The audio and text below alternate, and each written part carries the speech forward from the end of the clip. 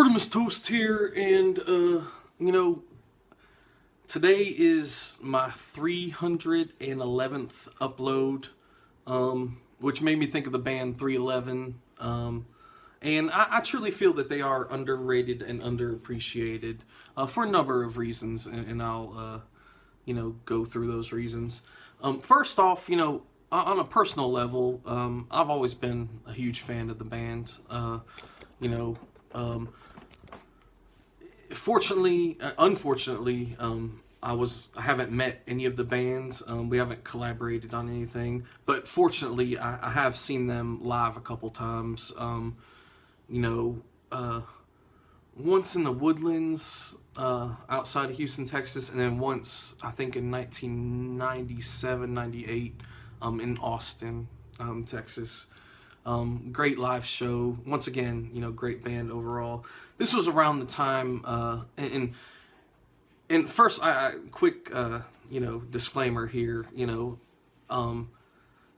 Everything I'm saying is, from knowledge that I have or believe I have. Forgive me if I say anything incorrectly. This is just my knowledge of the band, from being a fan of the band. So I'm not gonna know what I know that Nick Hexum is lead singer along with S.A. Martinez. Other than that, I know there's a Mahoney. Someone's last name is Mahoney. Other than that, this is just me talking as a fan, and in that time of music, in 1993-ish, I believe is when they came out. Really hit the mainstream with their Blue album, which was a self-titled album that happened to be blue. Down and All Mixed Up were tracks on that album, which were fantastic. Got a lot of airplay. But once again, talking about that time in music,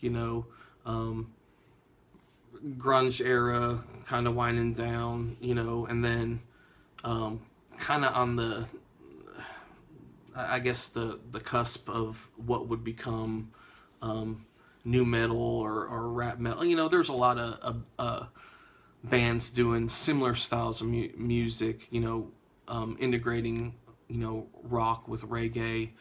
Sublime was a great example of that. 311's a great example.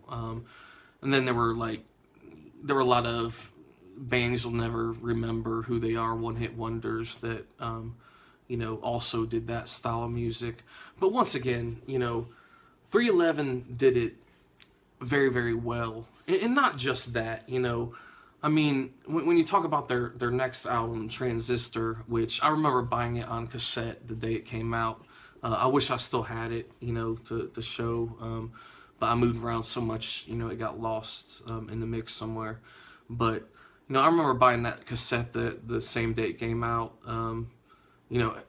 Quick side note, another cassette I remember picking up that same day was Prodigy. Remember them? They had Firestarter. Anyway, it's quick. I digress a little bit, but I remember it vividly. Anything that revolves around music in my life, buying an album for the first time or hearing a great song for the first time, it stays embedded in my memory. And I remember buying Transistor. I remember waiting to see some of the videos, when you had to wait, on the MTVs or MTV2, once again, talking about, they did the rock reggae thing extremely well, and then the rock kind of hip hop thing or rock rap thing did extremely well, with Martinez providing, those kind of, lyrical pieces. But, Transistor's a great example because, it explores many different, Beautiful Disaster is a good example. It's just a hard rock song, man. It's a great hard rock song. And once again, Criminal, Prisoner was a track on there that was, they're one of those bands that, to this day, they never they have their sound. You know, you're gonna hear a Paul Reed Smith guitar in there. You're gonna know Nick Hexum's vocals. You're gonna know. I mean, you're gonna tell it's a 311 song if you're a fan or if you heard their songs. But you know, they always push the boundaries, which is, you know, one of those, you know, all kinds of awesome trademark things that you respect as a musician, as a music lover. You know, you learn to respect those things. You know, the experimentation with music. You know, and just basically try new things, man. But maintaining your core sound, your identity. There's not a lot of bands that could pull that off, and 311 does that very, very well. You know, and there's so many, you know, quick side note, when I got married, although I'm a huge Cure fan, but my wife and I's wedding song was Love Song, originally written by The Cure, performed amazingly by The Cure, but the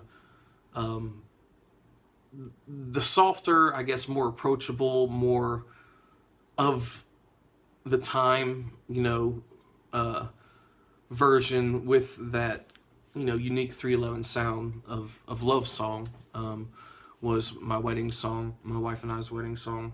You know, great songs. You know, their catalog has a number of just great tunes.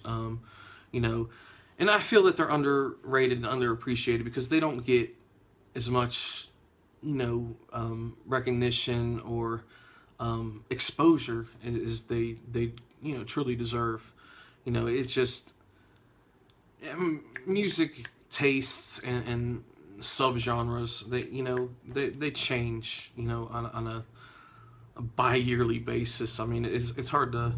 It's always a pop derivative of another genre. You know, pop in the general sense is one of those things that latches on to every other genre, and is typically. You know, it's because it's that way that it's the popular norm, or, you know, it's a direct result of being. It's hard to distinguish it. If there was a way to distinguish it, you know, well, I guess there are hit factories, as there were. I was gonna say that I just, you know, create a hit factory and just profit off of it, but that's kind of, unfortunately, that, you know, when you really think about it, that's what music has become. But long story short, this is about my 311th upload. You know, giving props to 311, a band that's been, you know, around for almost roughly quarter of a century. You know, still making great music. Unless I'm wrong, you know, forgive me. I don't, you know, follow bands fan pages or anything, excuse me. But it's 311 is all kinds of awesome. Listen to their stuff, watch it on the YouTubes, the Vivos, listen to them on the Pandoras and groups like them, but mainly them. But 311 is all kinds of awesome. They're underrated, underappreciated. My 311th upload. Artemis Toast out.